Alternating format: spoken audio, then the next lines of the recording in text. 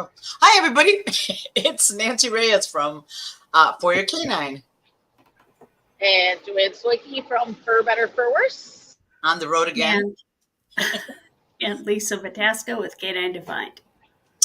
Let us know you're there. Today, we're all are traveling today.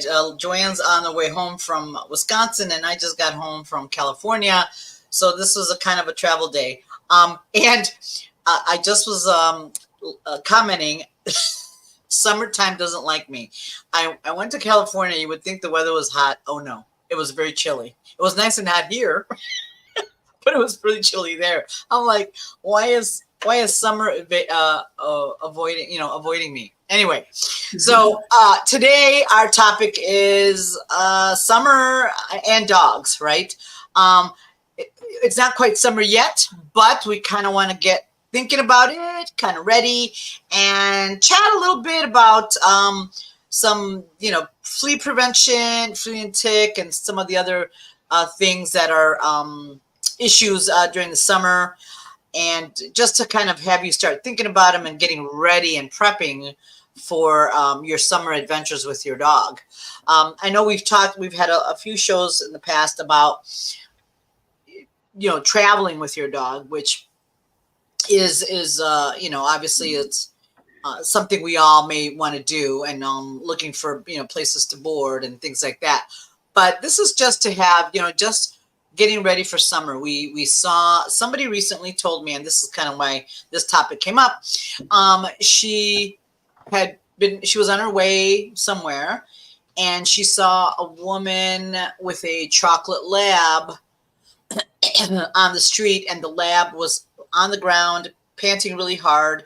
And mind you, the weather has not been that hot here in this area, but it's gotten a little bit warmer, and the dog was clearly in distress. And they were just talking about, she didn't know what to do in that case, and what are some of the, what could she have done? She was going to pull over, but she was afraid to, and all those kind of things that went on. But also in last year too, we had a few people talk about they've seen people in the blistering heat have the dogs outside running, which here's the thing, somebody's got to be the grown-up. It's always better when it's us in that regard, right? Knowing better what to do. So anyway, so I wanted to kind of chat a little bit about some of the things to do and what to start thinking about, and all those kind of things, and things to look for that are potential problems during summer, right? So I think we'll start with the real easy stuff, which is the flea and tick prevention.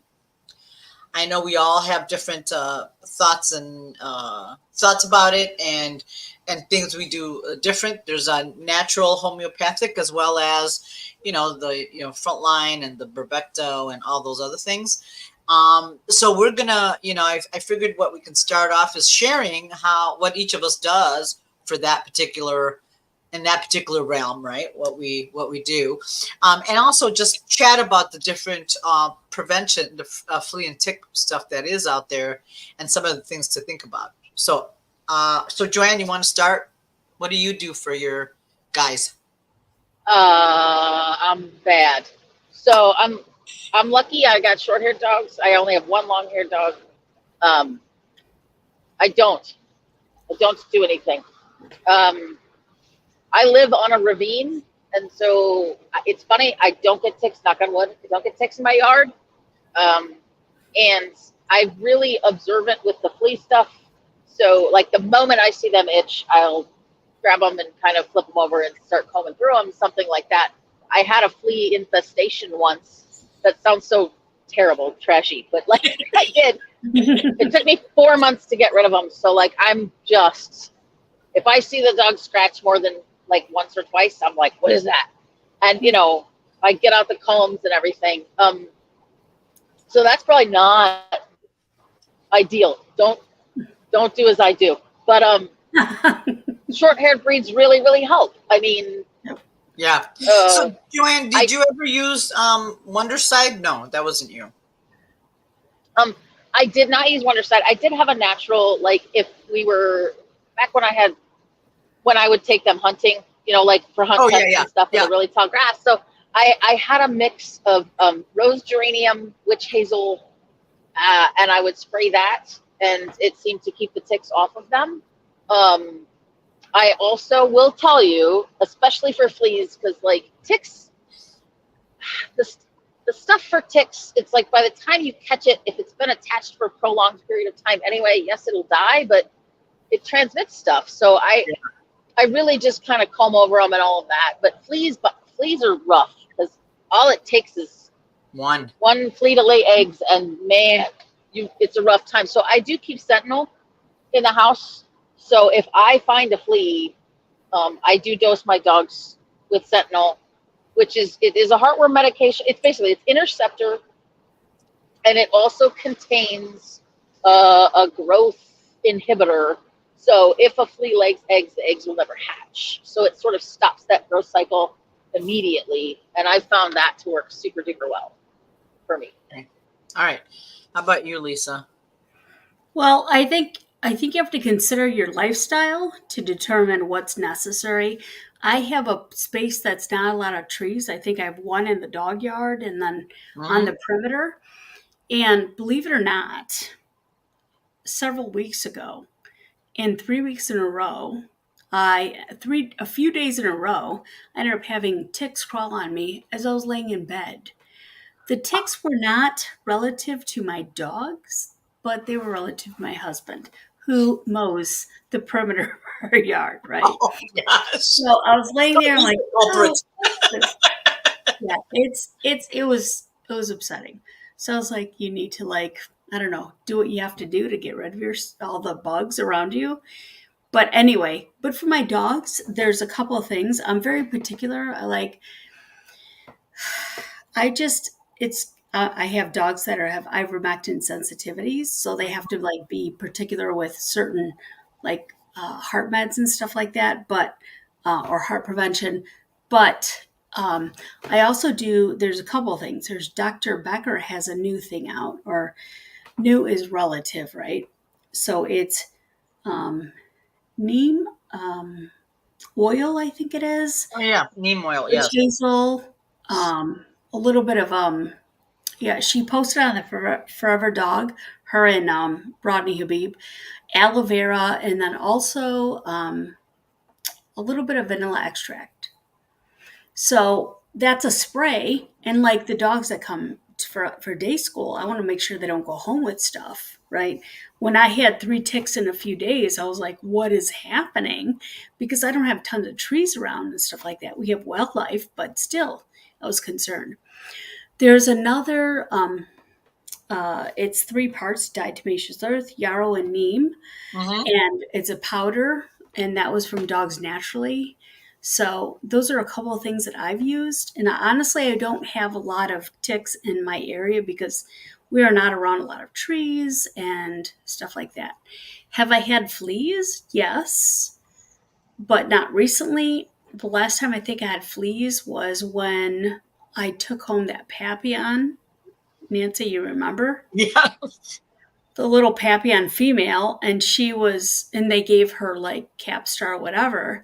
But then my dogs, I woke up, I'm like, Nancy, we have fleas. I didn't know. I remember that. Yeah.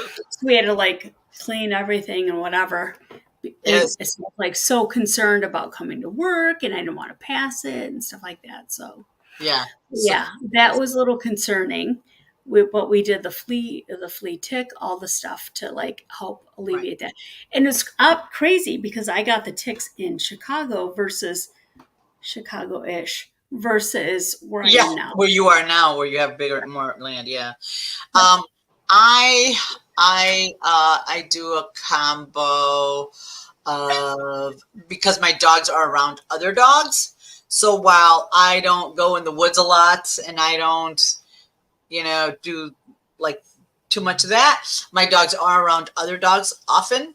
So because I take them to work all the time, and they're around where other dogs are, and that's where I've had some issue with dogs getting my dog, even though I've not had fleas, or my young puppy had a tick on him when I picked him up in Pennsylvania, which is tick tick heaven. Hmm. But I've not really had a real issue with them, but I do because I think, or yeah, I did have that time with the fleas with Lisa, and we had to do the whole house thing and put a bomb in the house and all those Wow. things. But it was because they were from somewhere, somewhere else. So a couple of things. What I do is I use a Seresto collar, and I do use Wondercide, which is a spray, a natural spray that I use. I use it like if I'm going to go into a grassy area, I go ahead and put that on the dog. And the Seresto collar, I use it during the warmer months. So I wanted to kind of go over some homemade stuff like essential oils, which is I think what Lisa and Joanne have used. You can get a lot of different kinds, and that's what the Wondercite is. It's an insect repellent that they use for that. The How do you say it, Lisa? Diatomaceous or earth. Diatomaceous earth. Yep. That's it. I've used that in my yard. Like if I have, because what happens is it dehydrates the fleas and the ticks. So I've used it in my area and in the dog's bedding if I'm worried about it, because that doesn't hurt the dogs. And like Joanne says, regular grooming or regular checking them and all that is important. And some people have used brewer's yeast and garlic. Those are the more natural things to help, get rid of them. But depending on the time of year, I think a couple of years before we had really terrible fleas not fleas, ticks, lots and lots of ticks. So I use the Seresto collar. So this is why I know there's a lot of things out there for and in the past I have used Frontline for my dogs, but I haven't in a while. But I wanted to kind of go over pros and cons. Your dogs need some kind, depending on your lifestyle, like Lisa said. If you go out in the woods or you do hunting a lot or whatever, you have to protect your dogs. Otherwise, it gets expensive, right? Trying to get rid of them. So a couple of things. Bravecto, NexGard, they provide a long-term, they provide 12 weeks of protection with a dose. It's pretty convenient and all that. It's the same with, and NexGard will kill fleas and ticks if they have it, if they already are infested. And Simparica provides, about a month's protection or so. So here's the thing. For the Bravecto, the NexGard, and Simparica, if your dogs have a history of seizures they can't use those. And we've seen some cases where the dogs didn't have a history of seizures and developed seizures after using those. So it's just something to consider. Again, not to scare everybody, but you want to really look at that and think about it as you're making those decisions. Frontline, the big thing for them is it does kill fleas and ticks for about a month. So with that, you might have some skin irritation. Same with the Seresto collar. That's been some of them, but we've seen that even though my dogs have not had an issue with it, it can have some dogs can have an allergic reaction to it.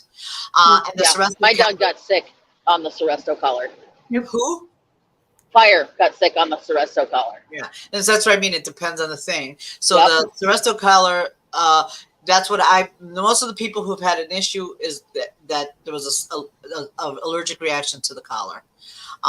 But most it's been all right. Again, always a risk, right? And the Seresto collars are more expensive. That's the other, it's a lot more expensive. And it protects them for 8 months or whatever. So, and Wondercide also makes a natural collar as well. Just when I put that out there. And same with Revolution. That doesn't protect against all the ticks. Revolution doesn't. So it's something to, but Revolution does help with parasites and heartworm and ear mites and all that, which is really good because I give my dogs HeartGuard for the heartworm all the time. So I do give them those things because I worry about, especially when we've had hot summers, the mosquitoes are awful. So everybody, yes, yeah, Jen, you're right. Wondercide does smell very strong. So what I've done when I'm going to use it, I spray them in the morning before we leave for the trial. So by the time we get to the trial, it seems to dissipate enough, and it doesn't seem to affect my guys that much. But I usually just put it down around their legs or whatever because I worry about it because I used to remember Lisa when I used to do a lot of tracking. My the chicks were just all over. Luckily, they never stuck to my dogs because they always had something on board. But Wondercide, I've been really happy with it. Like sometimes if I don't use a Seresto collar or it's getting towards the end of its life cycle, I use that instead. Again, that's not to discourage you from using you know the traditional things out there, but you really think about it and see. And depending on like my little guy, my puppy, his breeders is in Pennsylvania, and when I picked him up, he had a tick on him. It wasn't engorged, but it was on him. So, and he tested positive for Lyme. So, fortunately, it was a routine exam. They checked, and it's fine. But it's something to just really think about and get your dogs tested. If you're not going to use too much, just make sure they get tested on a regular for all that stuff to make sure that they're clear. But again, if you're out in the woods and doing a lot of hunting and a lot of hiking outside, you're going to have to protect your dogs. The natural stuff may not hold up. It's possible, but you're going to have to test it out, right? Because they may not hold up if you're out there hiking and doing all the things out in the world. My dogs, like Lisa said, our lifestyle's a little different. My dogs, the only reason I'm a little worried about it, yeah, they're outside and all that, but what I worry about the most is they're around other dogs. And some dogs, you come in, oh, I just found a tick on my dog. It's like, so, and my dogs are around them, they're around other dogs all the time. I have to say, I think it also depends on what we feed our dogs, right? If the immune system's healthy, I think it's going to detract some of the other like pests in our life. So like what's crazy is so at night I like my husband who attracted all the ticks that came into the house. They didn't attract to the dogs, so I checked everybody out. And I only have 2 dogs that sleep with me. I had no issues with them. And so I think it just depends on, honestly, I'm a big proponent of nutrition. I think it's really important that if you have a good health or you have a good immune system, that's going to make a difference, I think, too. Because I have Aussies, and the Aussies are predisposed to MDR. So we have to be careful of ivermectin, all that stuff that can affect them. And so I specifically picked or was interested in where we lived based upon the fact that it was flat land and not a lot of trees, the tree lines around us. And that's when my husband picked him up. I found one on my arm crawling at night. I found one in my ear. Yeah, it was I was like, what is this? Oh, that's awesome. And then the other day I was driving and I scratched my head. I'm like, oh, look, a tick. That's awesome. So I found 3 in a row, but they were corresponding with the fact that my husband was, mowing our lawn. So I do have the Wondercide. I'm going to try that and see if that helps. But you might spray him with it. Right. Well, yeah, that's our bedsheet smell, right? Fragrance. So we'll try that and see what happens there. But yeah, I think it depends, right? And I'm really reluctant to put colors on my dogs. I have 7 dogs, and they are very varying ages, so they like to play. Yeah. And so my concern is somebody grabbing somebody's collar, etc. And yep. Well, and that's why right now I'm at that point too with Mambo and Roomba, because they do like to play. So I have not put a collar on them because I'm like, they would, and then if you don't pay attention, they might eat it. So we don't. So I'm just a little bit, yeah. So right now it's just I I haven't decided. I haven't done anything right now with any of mine, but I'm a little bit worried for the same reason, Elisa, because they Yeah. play a lot. Yeah. So you know, I worry about them grabbing that collar, even though it'll come off. The concern is still there. It comes off. So Right. so yeah, but I usually if I especially like for example in nose work, if we're going to be at a fairgrounds or a camp, which is big, you know, usually then I try to spray them before the camp, you know, beforehand to hopefully fend off any uh like you said, any intruders. Yep. House. Free Um, riders. yeah, right. Because the schools are easy because there's not going to be a chance. But you're also they're around other dogs, and they do socialize and play with other dogs, which is the other concern that I have as well. Right, they can get it from the other dogs. So trying to figure it out at this point. Anyway, so that's the thing. You have to definitely protect whatever you choose to protect your dog with. Um, uh, Whatever you choose to protect your dog from flea and tick and heartworm, you need to start thinking about what you're going to do or how you're going to handle that going forward because it's starting to get warm and all those things. So you definitely want to make sure. Oh, the other thing I forgot to mention, the Advantix, because this is important to me. If you have cats, Advantix is probably not something you want to use.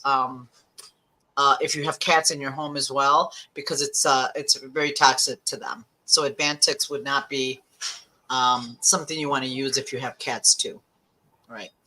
So Hmm. like for me, I have to think about that because yeah, while my cats are indoor cats, they still spend lots of time with the dogs and they share a lot of space and areas with the dogs. So I have to always be mindful of those kind of things.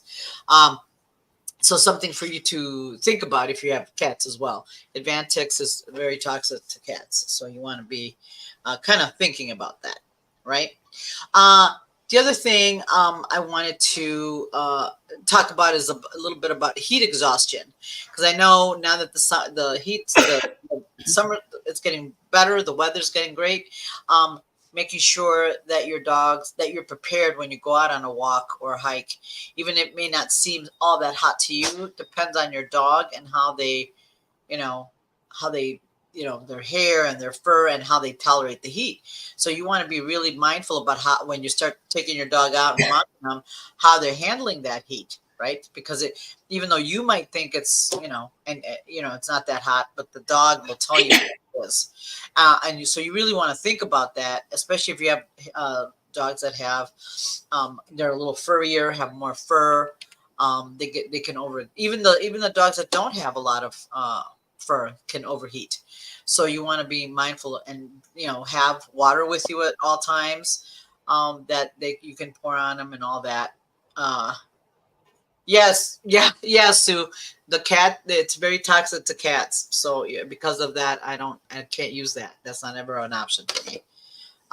Because I have and my cats spend a lot of time with my dogs. Um, and so the other thing is, yeah, when it gets warm and hot, and if on those really hot days, definitely walking them early or late at night is better. uh, Not a lot of running around, or at least build up their tolerance to being in the heat. That's the most important thing. If you do nothing else, build up that tolerance. Slowly build up to longer walks. If you're used to taking an hour walk, don't do it when it's 80 degrees because the dogs aren't used to walking around in that heat, right? So you wanna think about building up their tolerance to being more in the heat, even if that means they can be just in your yard hanging out when it's a little hotter than normal, right? Stuff like that. Because I think people just say, oh, it'll be fine. No, the weekend warrior syndrome, where they're going to be out and they can just run around. Same. Well, and then for those of us who do scent work, right?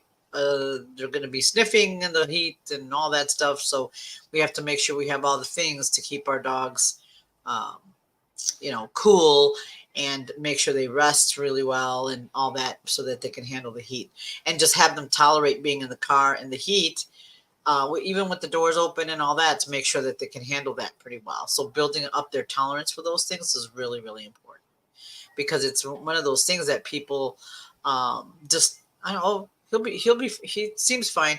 Yeah, he can seem fine and then not be. it happens that quick, right? Well, and I think it totally depends on like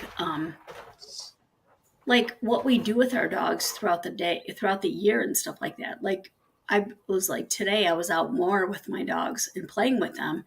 And then they're like they got tired and reading body language.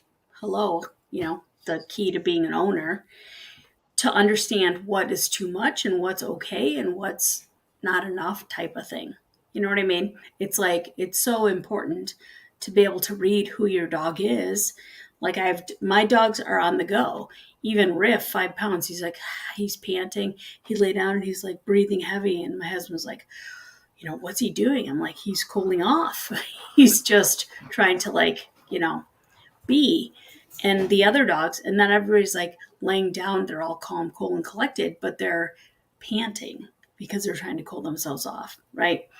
And so even this is deceiving weather, right? And sometimes if we Yeah. trial in the like it's moist, it's got a dew point about it, plus it's warm, right? Then we have the sun effect. And I think that's good information to keep in mind because like I remember when I first trialed fling, it was at God, I don't remember where it was, but it was one of the first trials, and we went there and stuff like that. And she was a very energetic and aroused dog, and she was able to handle the energy of running to like going to each thing. It was my fault for not reading her properly, but she was like, yay, okay, and she didn't know. And then she'd jump in the pool and jump out, which she's not was never a big fan of going in the pool, but the fact that she was choosing to go in the pool was very interesting information to me, that maybe perhaps it was too warm for her to work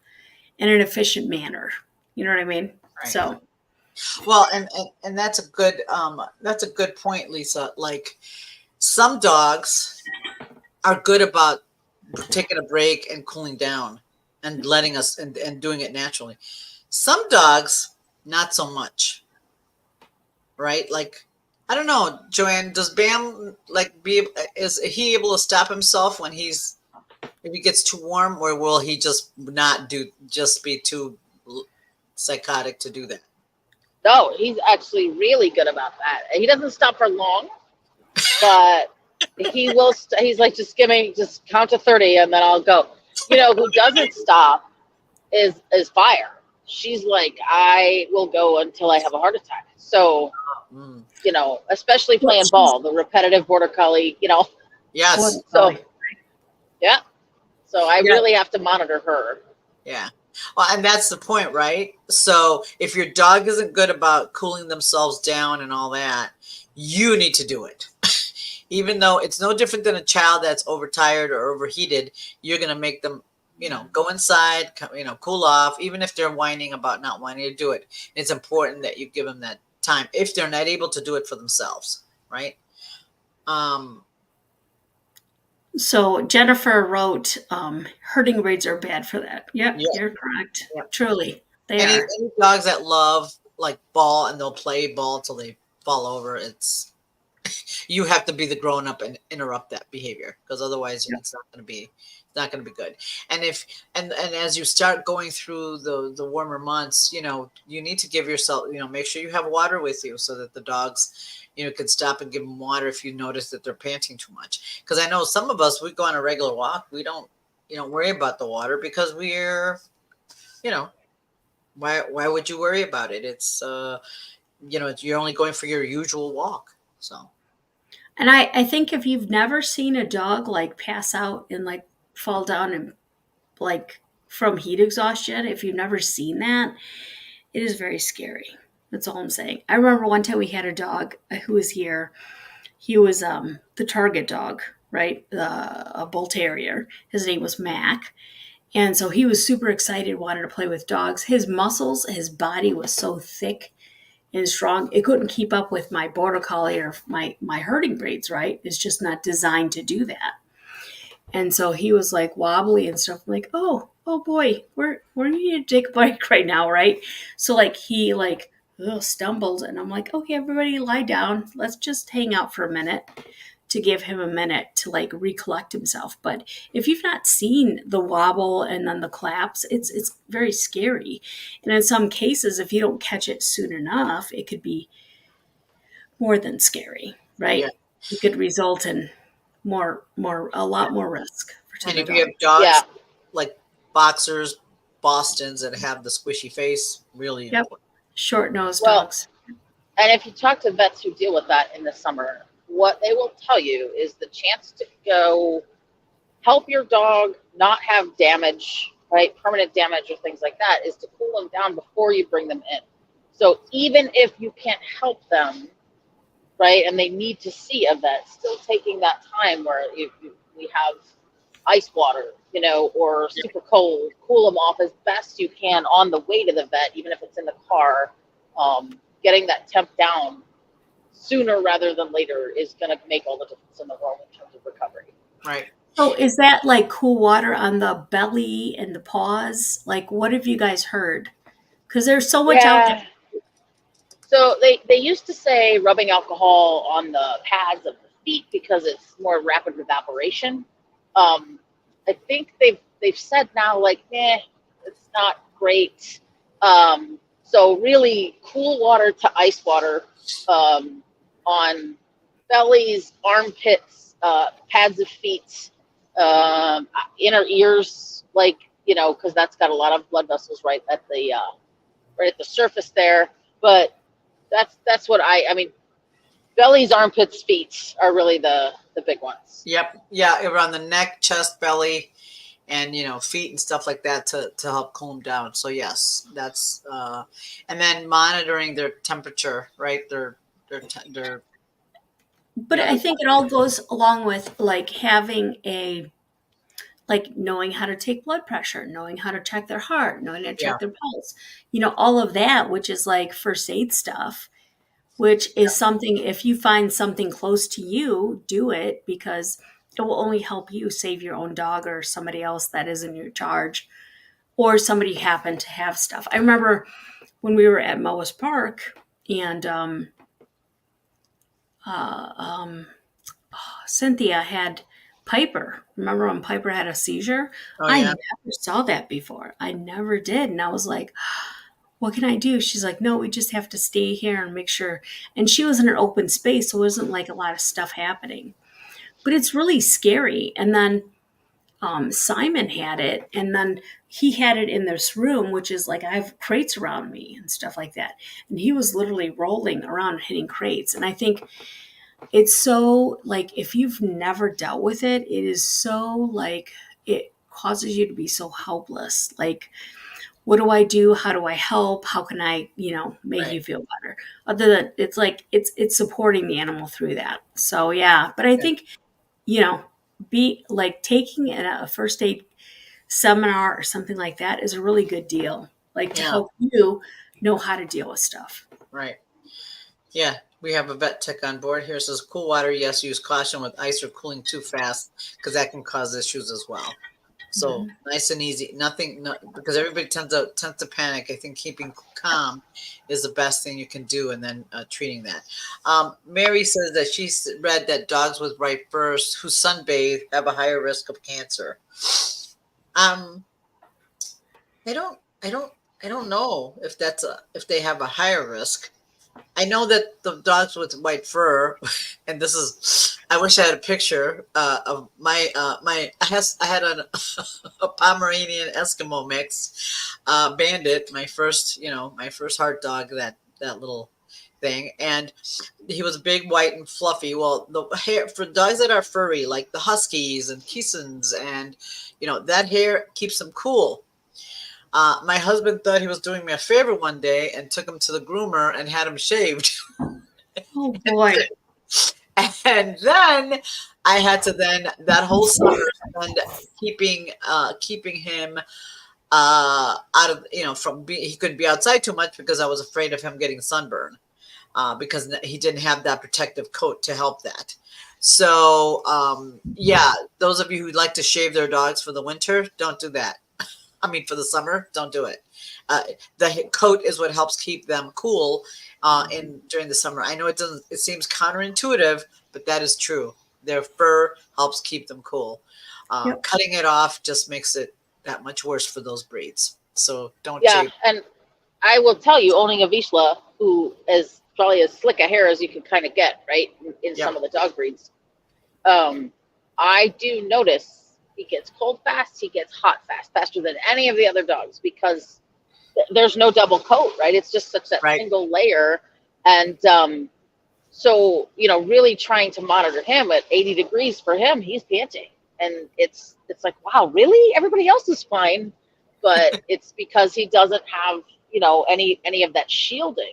So if you have a super short haired breed like that does get hot quicker, and you want something that's not, uh, high maintenance, there's a company called Gold Paw, and they make sun reflective T-shirts Oh yes. Yes. specific for dogs, and they work really well, just to kind of reflect the sun and have a kind of a cooling effect without having to have the cooler in the water to have the cooling coat.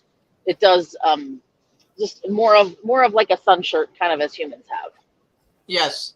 Yeah. It's called the Gold Paw Sun Shield shirt. Hmm. Is what it's called. Yeah, because they also make lovely ones for the winter.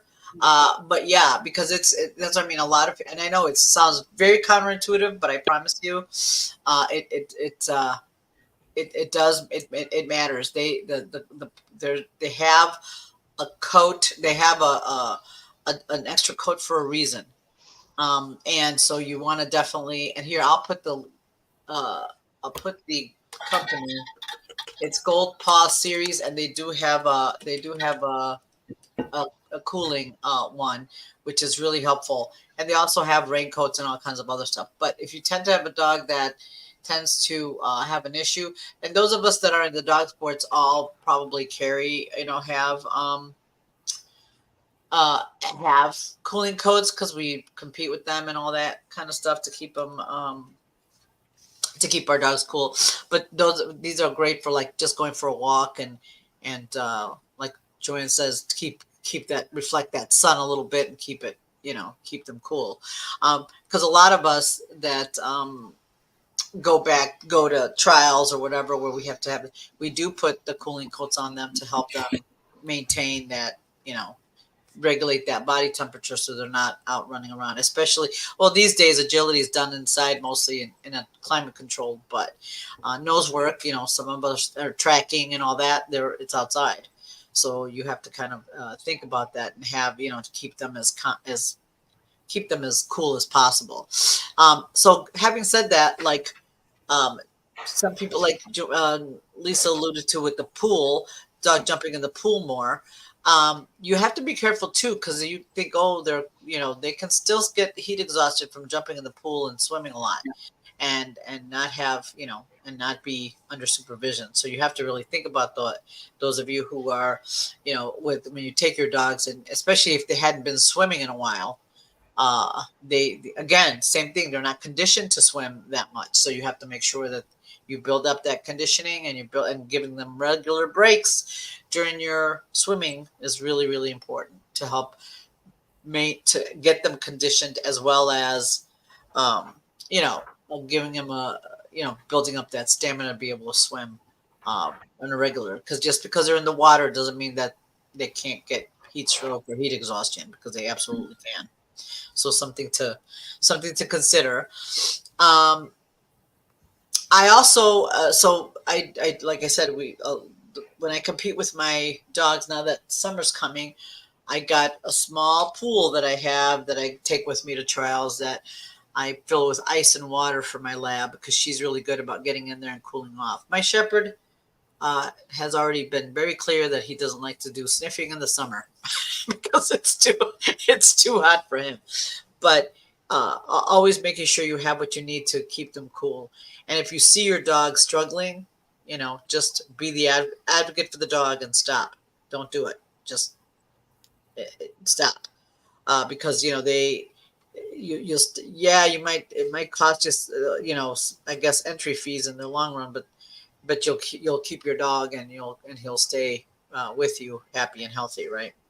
So just be real mindful of that, because sometimes we don't notice it, and some dogs are just, especially playing ball is what I see that it happens the most. Don't Wouldn't you Mhm. guys agree? Most of the real bad situations have been playing ball. The Yeah, because but he didn't want to stop. I know, but you yeah, got stop 'em. But I also think like we do that as I'm like I'm not trying to be pointed or here, but as a scapegoat, right? It's a way to like exercise your dogs when we can't train them or go to class or whatever the case may be. And like for pet families, it's their way to engage with the dog is by tossing a ball. So like, like anytime I do private in-home lessons and stuff like that, I'm like, well, ask them to do stuff. Can they sit? Can they down? Can they be functional? Can they be thoughtful about what you ask them to do and then toss the ball, right? Or what have you. And people are like, "Oh, that's a great idea." I'm like, that's going to be far more far reaching than actually just throwing the ball for your individual dog, right? To me, like that's what we do. Like we'll play a little bit and I'm like, "All right, come in the house, let's lay down, let's relax," and stuff like that. And it's good. Like finally, for the first time, and I don't know how long, most of my dogs can do that. My dogs, not other people's dogs, they have a harder time with it because it's not something that is rehearsed. Nor, if they're an only dog, are they okay with being in this environment. You know what I mean? right, It's very this environment is very different. Being one of many is different than being one of one. right. Right. And then that's the other thing when you do get together and play groups with your dogs, make sure as the weather warms up, make sure you interrupt it more. Stop Mhm. playing, give them more breaks if they're not giving it to themselves. Right? Because like Lisa's dogs probably naturally interrupt. They are able to interrupt that play because they're used to each other. But when they're in with the new buddies, they're gonna not want to stop that. They're gonna want to Right. keep going. Well, and what's interesting is like my dogs will be like, yeah, this is what we do because we built that pattern and understanding in our lives. Whereas the new dog's like, what's happening? Are we doing stuff? And my dogs are like chilling out, right? And they're like, yeah, we wait until it's time. But yeah, it is interesting because there are dogs that just don't know how to stop themselves, and you have to understand that.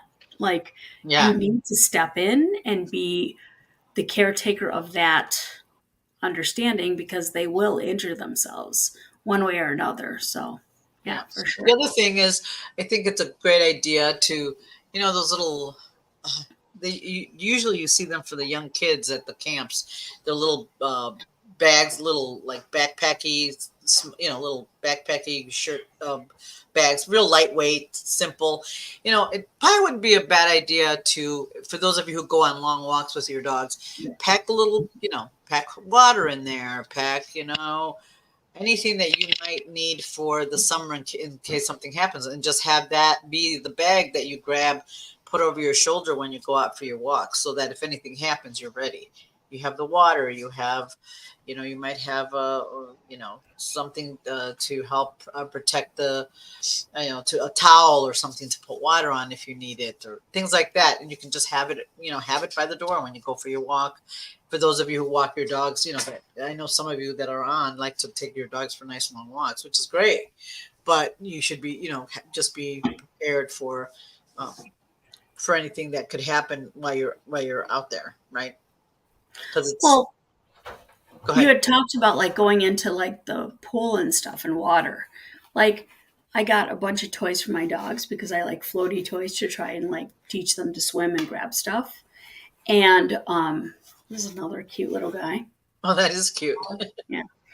And then I also have rings, and like I like my dogs to swim for exercise, provided it's safe for them. They've been cleared. There's no pain, et cetera, et cetera. But um, one thing I realized with some of the dogs, like they gulp water, and when they gulp water, they're going to spit it up, blah blah blah, whatever. So those are things to know about who your individual dog is. Like Luke, he loves swimming, but he would gulp water, and his son was the same way. Fender was the same way. So I'm like, okay, it's just you want to be careful, right? Because that could develop into other health issues in terms of like affecting the individual animal. Right. So, And then, and that's also Liz pointed out a spray bottle is a great idea. You can spray them down along your walk if you need to, right? Even though I Mhm. don't know how some of the dogs are going to appreciate getting sprayed in the face, but if you get them used to it, you can train it, right? Get them used to being sprayed a little bit. It'll help cool them down, or spraying on their pads and all that stuff, so they can cool down during the long walks and things like that. And like I said, the swimming again, because we can also get caught up in the fun and activities of summer, but you have Yep. to be really, and again, not to put a damper on it, but you really want to be mindful of it and not have it. Summer fun can become then a big tragic situation. So just just be mindful. And I know we've talked about it before, so we're not going to spend a ton of time on it. Tis the season of loose dogs. When the heat, when the weather gets better, for whatever reason, the dogs are loose more than ever before. So just, and I know we've done a couple of shows on it. Just be prepared and be ready and be mindful of that, because more dogs are out, more dogs are loose, more dogs get out of their yards, more people having, people over, yards being open, things like that. Really important to just be on the ready for that.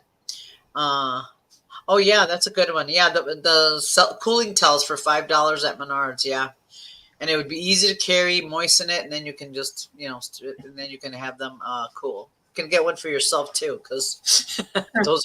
those are helpful. That But was common in Japan, right? In the summer months. yes, right. You saw it on the train. Yeah, that's Yeah, funny. and keep everybody cool, and you can just get it for your dog and just bottle waddle, and just something that you can just it's a little bit of it takes a little bit of planning, but it really will prevent such a lot, such big problems and heartache later on. So I would definitely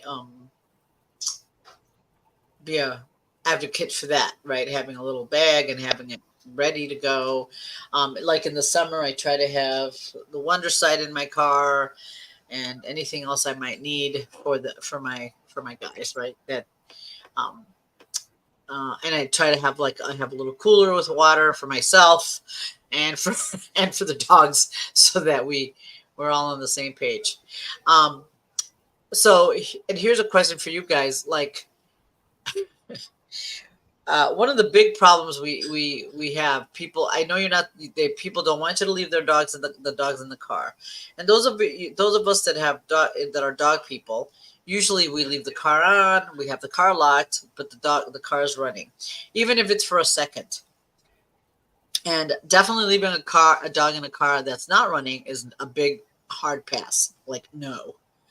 But if now, I mean, I'm even afraid to do it now. Like if I have to run into the store real quick, because I can easily leave my car run and let, air conditioning running and run in there and go get it.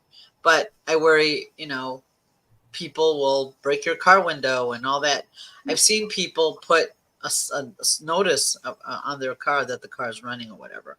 What are some of the answers to that? Because I understand, I do, and and I'm talking about just running in and running out. I am not talking about going in there and doing your grocery shopping while your dog's in the car. I am talking about trotting in there. Now what I've started doing is I order it where they come and bring it to your car if I need something, because I'm afraid to leave my dogs in the car because somebody will break my windows or something. So, um, because that seems to still be a big problem. People see the dogs or they hear the dogs. Mostly here, like me, when I have Tango, it's a little more challenging because he barks, and people will be like, and then these days you can't hear the cars on. so, that's what I've actually started doing is I just order it where they bring it out to me, and then that way I don't have to go in the store at all. They can just bring it to my car because that's all I can do. Well, Joanne, what are you driving right now?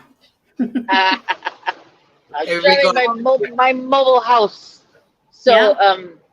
yeah, I took the RV this weekend, and I have purchased a wagon. Um, Oh and yes. so yesterday, because I didn't want to run the air conditioner all day because it was beautiful in the morning and it was, kind of overcast and there was a nice breeze. And the Waggle is about, you can get it on sale for usually $99. And then it runs on a cell plan. So you don't have to have Verizon, because I do not, but Verizon is the one that powers the tool. So there's an app that you download. You pay a monthly fee. I don't remember what it is. I think it's like $12 or something. And I don't have it all year long. So I only I activated it on May 1st. This is my first trip. But you can put it in a car too. And I like it a lot because it will monitor temperature, humidity. You can have it send you an email, a text message. And so I was working, and of course my phone buzzed, and I looked at it, and it was like, hey, you set your range, right? And it said, hey, your RV just got outside your range. I was like, oh crap. Okay, so like I walked right over.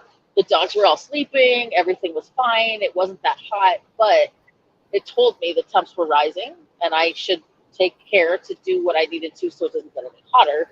So I turned the air conditioner on, and and you could put one of those in your car as well. It'll do the same thing in your car. So I really What's like it called? that one. Waggle? Waggle. Yep. So if you don't need it all the time, you just activate it for that month? Yeah. So I do a 6-month plan. So like March to or May to October, right? Or whenever. And I turn it off every year. So like when I know it's getting, either I'm not traveling or whatever. Yeah. So I'll stop the subscription, and then I'll restart it the next year. So they're really good about that. Oh, I thought it was because most of the people that I know that have it use it for their RVs, not for their cars. No, it works anywhere, any space. You can put it in your house if you wanted to, but it's just a little box. I would say it's about half the size of a cell phone. Okay. And not too big. And so it just does a really nice job. I like it because you can set multiple alerts. So it can contact you in multiple different ways. Yeah, okay. And knowing you're on a cell plan, I mean, I guess you'd have to be somewhere with cell service, but knowing that it's that and not a Wi-Fi and not something that's gonna like dodge in and out, it makes me feel safe. Oh, that's a great idea. Yeah, so Liz says Clean Run has an affordable option, not as fancy as Waggle, but the range isn't as good. So that's, yeah.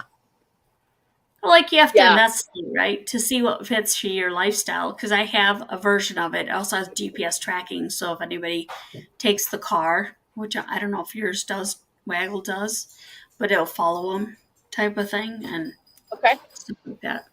Yeah. So yeah, I have think never looked. I know. They'd bring mine. Nobody's stealing my car. Yeah. I know. Yeah. Mine That's either. a lot of dogs. By the time they Right. get around, they're going to be like, oh, I got to take this car back. This dog's a big mouth. We'll look for the next one. This doesn't seem safe to get inside of. Right. Oh my God. Yeah, it's a wireless thermometer. So yeah, those are things you want to think about. If you have to, if you're outside with your dogs, like those of us that do sports like duck diving or fast cat or nose work, where you might, that might be you might be away for a second, even though nose work you're usually by your car, but anything like that would be really helpful to keep keep the temperature and the dogs comfortable. Because sadly many of us have heard tragic incidences that have happened with different situations where the temperatures became a problem for the dogs and for their handlers. So it's really important that you're kind of pay attention and just don't make assumptions that it's okay, or that it's or if the dog, I think the big thing is the dog doesn't seem like he's tired. Well, the dog isn't probably going to tell you until it's too late. And then that's when all hell breaks loose, right? And it's it becomes a situation. So we have to be the ones to stop them and interrupt it and keep them safe and comfortable, right? Um, Mhm.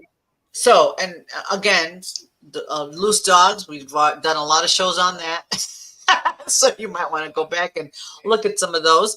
And the other thing is, uh, oh my gosh, I lost my train of thought there.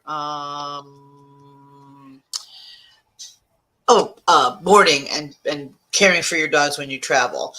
Sometimes we take, and especially those of us who are driving across country, that waggle is a great idea that Joanne had, and that temperature control, because that can help you when you take your dog on a road trip, like where that is and all that. And I'm going to go back on this road trip thing. If you are going to take your dog on a road trip, the dog should be in a crate. Because if not, your dog won't survive any kind of, if there's an I mean, you want to give the animal a chance for survival. Being loose in the car isn't it. So you definitely want to consider either a seat belt or some kind of restraint where they can't be tossed from the car, right? uh, Yep. yes. And that's the other thing. Yeah. And that's a good point, Liz.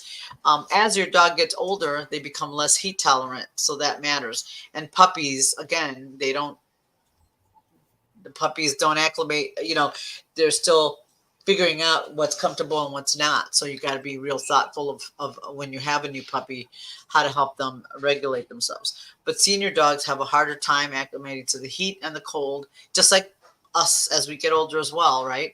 So you're going to have to definitely monitor those activities for the dogs. So if you're able to take your 10-year-old or 11 or 12-year-old dog for an hour hike in the fall, you're probably not going to be able to do that in the winter. I mean, in the summertime, right? Because it's just they can't handle as much as they used to, and they can't. It physically is going to be very exhausting for them. So it's just something to be really thoughtful about. And when you have a young puppy, they don't have the impulse control at some time. As we talked about, to interrupt that behavior, not um, not get and also acclimating your dogs to different weather is so important. It takes a little bit of time, but this is kind of the time you want to start doing it this now before it gets really hot. Getting them used to being outside for a little while, keeping them supervised, keeping them watered, all those kind of things, just to get them to see how they handle a little bit of extra heat. Like my two young dogs were outside earlier. They were running around and all that, but wasn't that hot. So, but we just kept an eye on them, make sure that they didn't do anything, that they didn't get overheated or whatever. And they were pretty good about stopping themselves. Now, do you guys ever notice how your dogs might drink more in the, during the hotter months versus whatever? Or so, and I feed raw, and I'm like, wow, that's a lot of water for you guys. But it's information about who your individual dog is and their tolerance, right? And my dogs, they get to run a lot. They get to play a lot. They get to move around a lot. And just now, with the past couple of days, it's been a little more harder on them in terms of like the humidity and stuff like that. Those are things you have to remember. It's not just the heat, but it's the humidity on top of it. Whether the sun is shining, all of that affects them just like it affects us. Yep. So, And Joyce brings up a good point. Use caution on pavement and blacktop. Absolutely. Uh, mhm. Because it might feel a certain way to us, but it's going to feel a lot different to them. So you definitely want to be mindful about that, like walking them on blacktop, especially. So we have to be thoughtful of that when we're in our, when we have classes, because we have, blacktop. So that can get kind of warm for our dogs out there. But yeah, so they could burn their pads or whatever. So again, when you're going for your walks, you definitely want to consider how far you're going, how much you're doing. So what you might normally do on in the cool days is not what you're going to be able to do during the heat, the heated, the more hot days. And getting your dogs acclimated is going to be helpful. And again, for those of you who have senior or older dogs, you might note you're going to really want to pay attention how your older dog is handling the heat, because it really matters. So I noticed a change with my older dog. I don't have older dogs now, but with my older dog, Cha-Cha started to develop heat intolerance when she was about 8, Hmm. 7 or 8. She was like not as, she was okay, but you could tell But it's didn't she changed. always kind of run warm? She did, but it didn't seem to bother her when she was younger. And then when she got No. older, it was like too hot.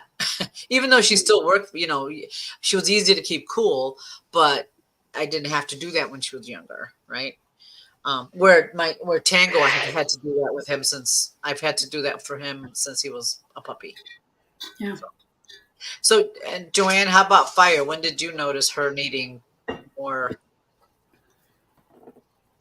Uh, you know what? That she handles heat awesome. She is my best tolerant dog with heat and So cold. you haven't seen a shift yet in her. Not at all, and she's 11 now. And like I will actually notice, even when the rest are kind of starting to pant or even kind of decently panting, she's laying quietly. And, I'm attributing that to the fact that she has an undercoat. So that goes all the way back to what you said about Ah, dogs that have those extra coats. They are meant to keep them cooler, right? Where my shorter Yep. haired dogs get hot much faster. So, Yep. oh, Yep. something to interesting. So think like, about. and like I think about like Kay has a shorter coat. My Dutch Shepherd has a shorter coat, and she does get hot quicker. And then she lays down. She's laying down and breathing Yep. heavy to like on the cool tile and stuff like that. Tenor, he'll pant and stuff like that, but he's not the same. He does have kind of a big coat considering his, considering who he is. He's a border collie. And then Mick is pretty good too. Like he'll pant, but he's not like, well, he always sucks down water. So does Ozzy. It's just like, stop drinking. Who's at the bowl now? Knock it off. That's enough. You hear it all. Like to me, I'm like, oh. And then we're here looking at the camera or the phone to see who's doing it. But like, I know it's stupid. But like, and then I think about like Pan. She'll drink a lot, but she's a shorter coat about. She has double alopecia, so she has like hair loss and stuff like that. I think she's going to be a decrepit old hairless dog, unfortunately. I mean, just because she'll have no hair, right? But she drinks a lot and stuff like that. And then Ivy, she'll drink a lot. She'll take moments versus like she'll do swooping gulps versus like backing, checking on and coming back and checking on. There's some dogs and like their drinking habits. So it's important information, Yeah, right? And then Riff, like his hair is very long and silky. He has a very more show coat versus, a different kind of coat. And he does get hot and he'll lay down and stuff like that and yeah, on the cool. So yeah, you have to know your dog, right? yeah. What's normal, Yep. what's natural. And drinking Well, and running around, not something you let your dogs do. It can cause lots of problems. one of the other things that I will just mention really quickly, I know I deal with it. I don't think you guys do, but for sure I do. It is May, and school's about to go out. And what happens at nighttime in summer? Fireworks. So Yes. get your orders in now for your Yep. combing care, for your Yes. vet visits, schedule that stuff so you can have all that on hand because it starts on Memorial Day, which is less than The a end of month the away. I mean, it's in this month. So No, yeah, get, you're right. You're so right about that. Yeah. that's summer, right? So get that stuff ready to go so you can have it in your cupboard. Right. And we've done a couple of shows on fireworks, so definitely look at those. But she's absolutely right. Fireworks start happening and all that stuff. And drinking again. Know what your dog's drinking habits now before it gets hot. I know my Mambo likes to drink a lot of water, always has. So it's hard to tell. But everybody else, it's easier to gauge because they're drinking more when it gets warm. Yep. So, all right, guys. I know we can go on and on about all the different things, but some of the stuff we talked about, like traveling with your dog and all that. So there's shows on that. But this is just getting ready for summer, just getting ready for just the usual regular walks and life that because it's like we it seems less important, doesn't seem to be as important as the big trips, but it's the everyday stuff where you have the problems and issues, right, guys? So take care of yourselves and take care of your dogs. We'll see you guys next week. Bye.